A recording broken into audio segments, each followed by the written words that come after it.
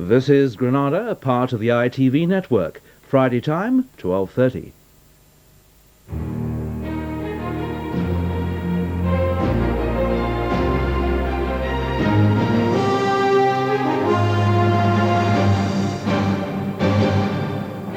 From the studios of ITN, the news with Dermot Murnaghan and Julia Sommerville.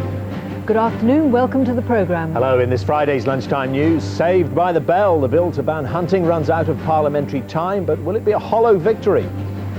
A frail Boris Yeltsin cancels all engagements, the Russian president's latest health scare.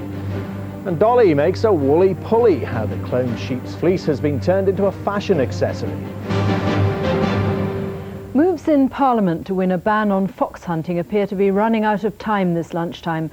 The Wild Mammals Bill, sponsored by the Labour backbencher Michael Foster, is once again being talked out by Conservative opponents. It'll almost certainly fold for good this afternoon. The question now is whether the government will bring forward its own bill to outlaw hunting with dogs. The Prime Minister's official spokesman repeated Mr Blair's personal opposition today, but ministers have not yet promised action. Here's our political correspondent, Hugh Pym. It looks like the end of the road for Mike Foster's anti-hunting bill. The Worcester MP, newly elected in May, shot to prominence as a result of his campaign. But this morning, on his way to the Commons for the last full debate on the bill, he admitted he was not optimistic. Well, we're hoping to make as much progress as possible. I fear that we will once again see the deliberate delaying tactics employed by the old Conservative Guard. And with anti-blood sports campaigners lobbying the Commons, Mike Foster's last lingering hope was dashed. He'd attempted to amend his bill to outflank the opposition. The Speaker ruled this out of order. But I've tried to act in the best interest of this debate and, of course, in the very best interest of this House at large. Tories argued that more debate was needed as the bill had already been greatly amended. I'm a little tired of having to answer on television and radio the statement that we are in somehow or other over-speaking on this bill now by explaining that we haven't had a chance to discuss what is in this bill because in the committee a wholly different bill was before the House. And a Labour MP resorted to the old tradition of donning a top hat to make a point of order, complaining about Conservative tactics. The bill's backers say there's a theoretical chance they could bring it back to the floor of the Commons on another occasion, but effectively it's fizzling out today.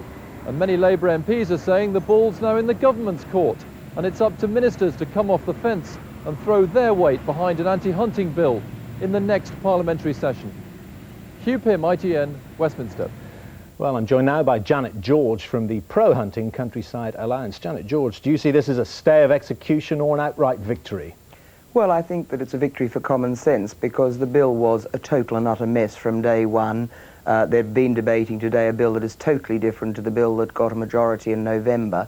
And in fact, it's not the Tories that are talking this bill out. There's been opposition from right across the floor this morning from the Ulster Unionists and from a Labour backbencher as well. Nevertheless, a huge majority within Parliament.